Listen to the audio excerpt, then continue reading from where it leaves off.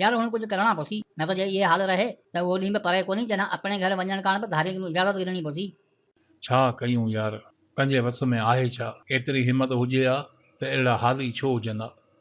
हा दा इहो तो सही चयो त असां में हिम्मत कोन्हे, बाक़ी इहा ॻाल्हि न करे त असांजे वस में आहे छा। असीं इंसान ई आहियूं, उन्हनि करोड़नि अरबनि जिया ई आहियूं जिन इर्तिकाई अकल खे काइनाती उरूज ताईं पहुचायो, बेबसी ज़लालतनि ते लानत विझी हक़ जे नारनि खे बुलंद कयो। थिए असां खां कुझु कोन, ॾोहो नसीबनि ते। वक़्त जी अंधेर नगरी असांखे एतिरो त अंधो करे छॾियो आहे जो असांखे महरूमनि जी वजह बि ॾिसण में कोन थी अचे। हा त तूं त ॻाल्हि करे सुणी पर करण वारा बि हुए न। इहो त सभु आदमी त कामयाबु थियूं, पर कामयाबु थी वञणु ॾाढा ॾुखिया आहे। असांजा मुआशरा बि सिर्फ़ु अमीरनि खे सपोर्ट करे न आहे, बाक़ी ग़रीब कान त ॾोहीं पासे लोह नहीं। अदा ही आसमानी उसूल आहे त कंहिं बि शइ खे हासिल करण लाइ उन जी क़ीमत अदा करणी पवंदी आहे। बग़ैर क़ीमत जे जेका शइ मिलंदी आहे उहा सिर्फ़ु असांखे बेवकूफ़ बणाईंदी आहे। हथ ते हथ रखी वेहण सां न कामयाबी मिलंदी आहे ऐं न ई वरी का तब्दीली ईंदी आहे। अला भला कामयाबी जे बारे में थोरो सम्झायो। अहिड़े मुआशिरे में जिते हर शइ जी महरूमी हुजे, छा उते कामयाबु थी सघिजे थो?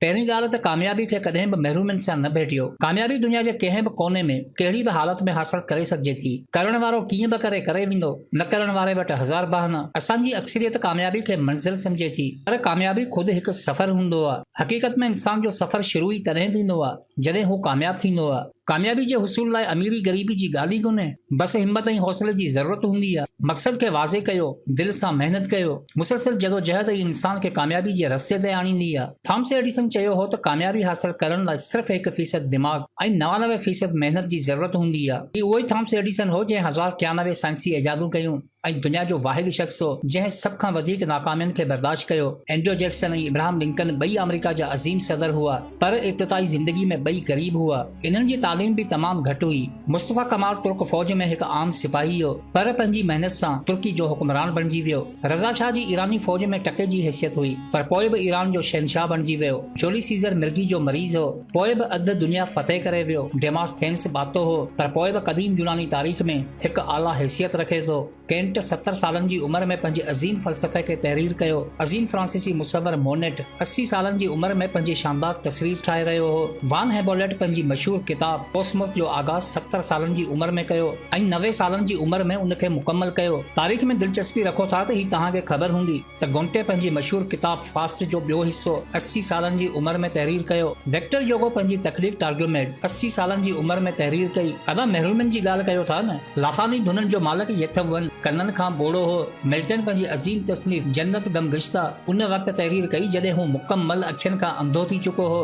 अलेक्जेंडर पोप जिस्मानी तौर ते एतिरो त माज़ूर हो जो हरकत बि कोन करे सघंदो हो, पोइ बि अंग्रेज़ी अदब में हिकु अज़ीम शख़्सियत मञियो वञे थो। जॉन ऑफ आर्क फ्रांस जे हिकु अनपढ़ ऐं ग़रीब हारी जे घर में पैदा थी, पर फ्रांस जे बुरहानी दौर में हिकु बहादुर औरत साबित थी। थोडो रोज़वेल्ट जवानी जे आलम में हिकु इंतहाई कमज़ोर इंसान हो, पर पोइ बि पंहिंजे जज़्बे ऐं महिनत सां अमेरिका जो सदर थी ॾेखारियो। फ्रैंकलिन जो मिसाल वठो, जंहिंखे बचपन खां ई फालिजो, पर पोइ बि अमेरिका जो सदर बणियो। बिनियन जो किताब पिलग्रिम्स प्रोग्रेस अंग्रेज़ी अदब जो शाहकार मञियो वञे थो, पर छा तव्हांखे ख़बर आहे त इन किताब जी मुकम्मल तहक़ीक़ जेल जे क़ैद खाने में तहरीर थी।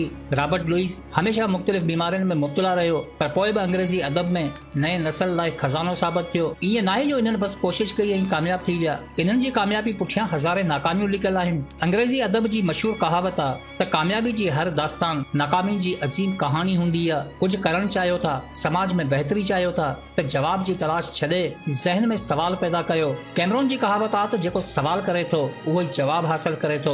अकल खे सोच ते आणियो, ज़हन खे खोज ते आणियो, समाज में सवाल जो रुझान पैदा कयो। 73 सालनि खां सिर्फ़ जवाबनि जो इंतज़ार हले पियो, छो त सवाल करणो ई नाहे। कॾहिं इन ते गौर फ़िक्र करे असां सवाल कयो आहे त हिते करप्शन छो आहे, लूटमार बेईमानी ज़ुल्म नाइंसाफ़ी छो आहे, धोखो फ्रॉड छो आहे, गुंडनि बदमाशनि जो राज छो आहे, बुनियाद परस्त रिज्जत पसंद ऐं कलामत पसंद जी बादशाहत छो आहे, महरूमनि जी हवा सिर्फ़ ग़रीब जी झोली में छो आहे, तरक़ी पसंद सेक्युलरिज़म ऐं रोशन ख़याली कुफर जे ज़िम्मे छो आहे, दहशतगर्दी बदअमनी छो आहे, इंतहा पसंदी जी बादशाहत छो आहे। होटलनि ते वेही मुमताज़ मौलाई जा कलाम ॿुधण सां जेकॾहिं क़ौम तरक़ी जी राह ते हले हा त असांजो उरूज जलाल चांडियो जे दौर में ई अची वञे हा। ज़िंदगी जीअण ऐं गुज़ारण में फ़र्क़ु हूंदो आहे। यादि रखो त इंसान जीअंदो आहे, जानवर गुज़ारींदो आहे। इन जदीद दौर में बि असां जानवरनि जी ज़िंदगी गुज़ारियूं पिया। 8 फुट जा कद निराड़ ते टोपी ऐं ठूंठ पंहिंजे लाइ शाहपर कहिड़े कम जा, जॾहिं त क़ौम जो 70% हिसो जहालत जी ऊंधा में गर्क।